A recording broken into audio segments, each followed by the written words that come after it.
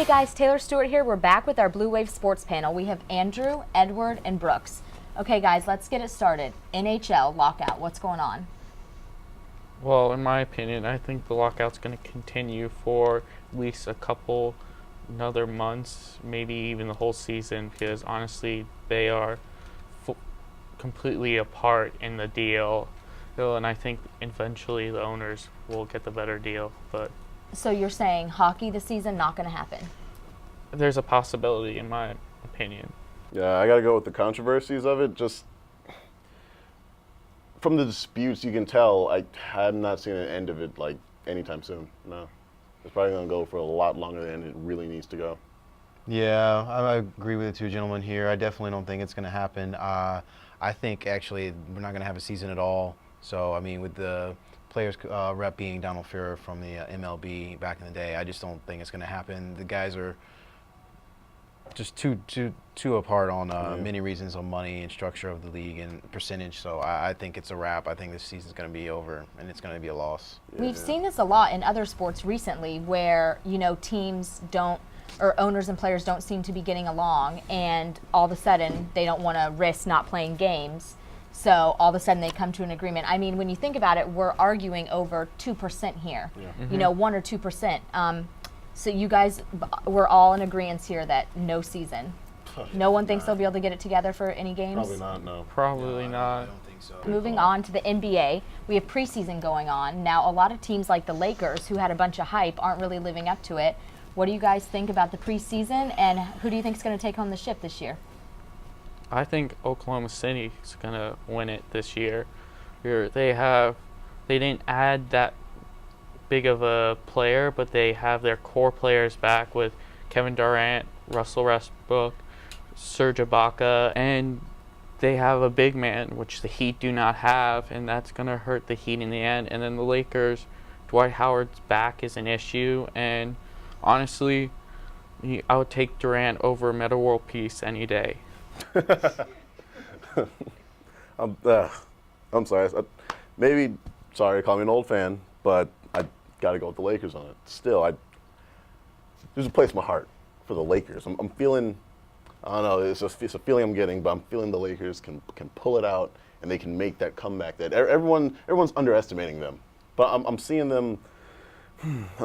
They can pull it off. I'm sorry. I feel it. They can pull it off. I don't think so. Edward. Whatever. I guess there's a reason why I'm wearing red today, but I'm going to go with the Miami Heat. I know it's the easy pick. I understand.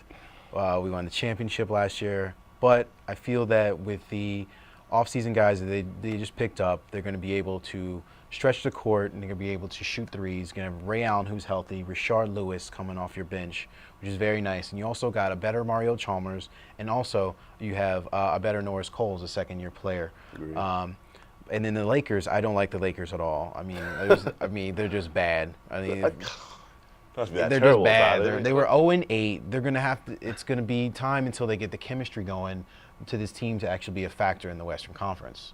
So, and you have Kobe, who's 38, who's played basketball about as long as everybody's probably been alive. Most likely, actually, yeah. So he's been playing for a long time. Those knees are getting old. And speaking of old, Steve Nash too. You have him in the mix, and he's not a spring chicken either. So that's not a good combination. He is not. But for the Heat, I mean, you can't rebound if you don't have a big man there, and Kendrick Perkins and Serge Ibaka is down there to rebound. Yeah, you're right. I just think that the Heat are going to be. They're going to run their game. They're not going to run a half-court set game. They're going to be more of a push the ball. They're just more athletic than everybody in the NBA, and I think that's what they're going to try to do. Like if they end up playing OKC, then OKC is going to try to put them in a half-court game, which I could see could be close. But besides that, I feel the Heat are going to be. There's nobody in the East that can mess with them. So it's going to be the Heat and whoever else is in the finals. You don't think Chicago's gonna look good this year? I don't trust Derrick Rose coming off the knee injury. That's really tough. He's coming off a blown ACL. That's rough. I do root the best for. I hope the best for him, but I just don't think. And Carlos Boozer, I mean, he should give his money back from his contract. Seriously, that is sad. Plus, the Bulls don't have any prolific scorer other than Rose. Yeah, they don't. Live and die by Derrick Rose. True. Okay, let's move on to everyone's favorite. We have the NFL. Who are you guys looking at MVPs this year so far? Still early in the season, but who's kind of catching your eye? I got to go with Peyton. I'm sorry. He has a 79.4 overall pick over his brother, I believe, who has 76.9. I'm sorry, I got to go with Brother Peyton. does have one more ring than him, though. Do you think that plays any part in it? Yes, it does, but I think that's just going to give him a big head. Payne, with his experience, I'm sorry, he's going to come out. He's going to get him. He's going to get MVP. Again. I don't like to bet against Peyton usually, but today I'm going to have to bet against Peyton. I feel that his team is average at best, 3-3. They have a tougher schedule coming up. I like Aaron Rodgers a lot. I think he's coming around. I mean, but everybody knows they don't run the ball, so they're just going to throw it all day. I feel that he has a chance to pad up some stats, and if they start winning some games, he can do it. But my dark horse pick is going to be J.J. Watt from Houston. He's an excellent talent at the defensive line. He's 9.5 sacks. Also has batted down several balls that have been for picks turned for touchdowns. So those are my two guys.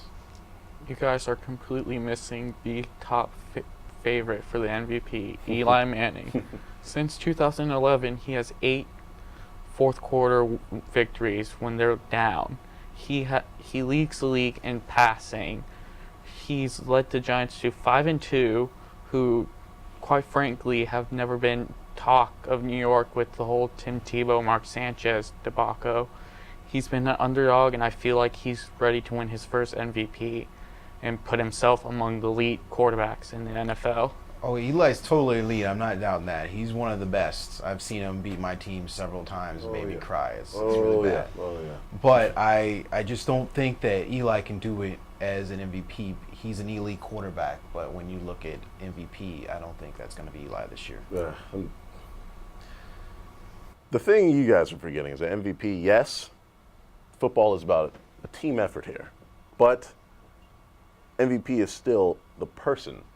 I personally think that Peyton Manning, in all of his gloriousness, will be able to at least, he can get MVP simply because he is that great of a player.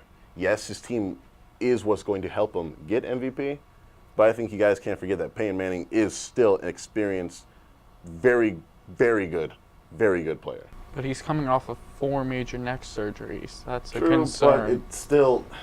I mean, it's early in the season. You don't know how the injury is going to play out. True. It's a little risky this early to be able to tell. Although I know he did prove me wrong. I didn't think he was going to be as good. But I think it'll be interesting to see how this neck injury plays in going forward with the Broncos. Speaking of MVP, Rookie of the Year, how do you guys feel about RG3? Or do you think he's a shoo-in for it, or do you think he has some competition?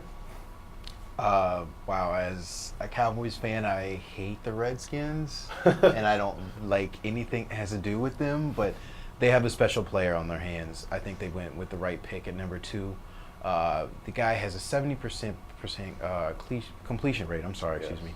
Also has 6 rushing touchdowns with 7 throwing touchdowns with 3 picks. He's very efficient. I understand he's a rookie, so the league doesn't know much about him, and they'll figure him out. But he has 4.3 speed. He's a smart guy, and he has an arm that can throw down the field. I feel that he can make every throw. I don't think anyone touches him. Maybe Luck at a close second, but I really like RG3 and what he's brought to make that team so exciting to watch. He definitely strengthened the team in simply by being that great of a player. Yeah, with his completion, I'm seeing it. I'm seeing him. He's doing great at it. I think RG3 is going to win, but a dark horse, Alfred Morris, having a solid season with the Redskins too. Yeah, where did he go to school at? I think he went to FAU. I think I've heard of him. Have you guys heard of him? I think RG3 is proving everyone wrong. I remember was he going to go 1 or 2? Mm-hmm. And I thought he should have gone first, and I think he's just proving everyone wrong. I don't think the Redskins are an elite team yet, but what he's done with them and just thus far, I think is amazing. I think it's a shoo-in. If we all 4 agree on something, then that tells you something. So let's go to our last topic. Who do you think is contenders for the Super Bowl, and who do you think inevitably will win this year's Super Bowl? It's so hard. We're in the meat and the potatoes of the season. That's a tough one. I'm gonna stick with my NFC pick, the Packers. I think they can pull it out. The teams in their division don't really scare me. The Bears, they're 6-1. Yeah, but their quarterback is Jay Cutler.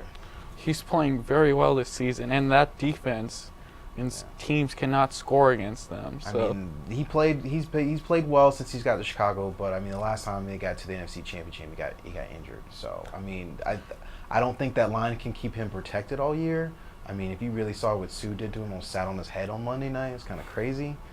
He sat there like I didn't know if he was gonna they were gonna wheel him off or just kind of like scrape him off the turf. But the Packers have no defense. I mean, come on. Yeah, they don't. But when you got Aaron Rodgers as your quarterback and you have those weapons, I mean, it's going to be a shootout. And I feel that the Aaron Rodgers is going to win every time. Yeah. And with the AFC, I hate the Patriots, so I can't pick the Patriots, unfortunately. But I kind of like Houston. But I'm going to go with, I guess I'm going to stick with the Houston Packers Super Bowl with the Packers winning. And FAU alumni Lester Jean is there, so that might be nice for us. I have to disagree with you. I don't think the Packers will make it to the Super Bowl. Offense helps sell tickets and gets you far in the playoffs, but defense wins championships, and that defense cannot stop any team in the league right now. I think it's going to be Bears-Texans in the Super Bowl. I think the Bears defense is playing great. They have Matt Forte, Michael Bush at running back, two very good running backs. Yeah. They have Alshon Jeffrey and Brandon Marshall at receiver. Right, but who gave the Bears their only loss? It was the Packers. And they have to play the Packers again. It's going to be rough. But the Packers came off that controversial play Monday night, so they were out to prove something. And I just think the Bears are more well-rounded than the Packers right now. And I think the Texans will win their first Super Bowl in franchise history over the Bears. Edward, you're in the middle of a fight right here. I'm actually listening because this is beautiful. I firmly agree with this man. Actually, I've got to go with the Packers. I'm sorry, everything he said, I had agreed with everything, like every single thing he said. So I mean, I got to go with the Packers on this one. I don't care who they go against. It could be the Bears or the Texans. Packers are going to pull it off. Just think about last year, though. They were 15-1 at the end of the regular season. Everyone's thought so highly of them. And then the Giants were able to play defense, stop Aaron Rodgers a little bit, and they were able to score more points. Yeah, the Giants may be like the best team who doesn't play at home. So I'm not going to argue with that. So it could be crazy. It could shake things up a bit, but my pick is still going with the Packers. That's where my heart's feeling. Got to go with them. Thank you guys for tuning in. We'll see you next time on Blue Wave Sports Show.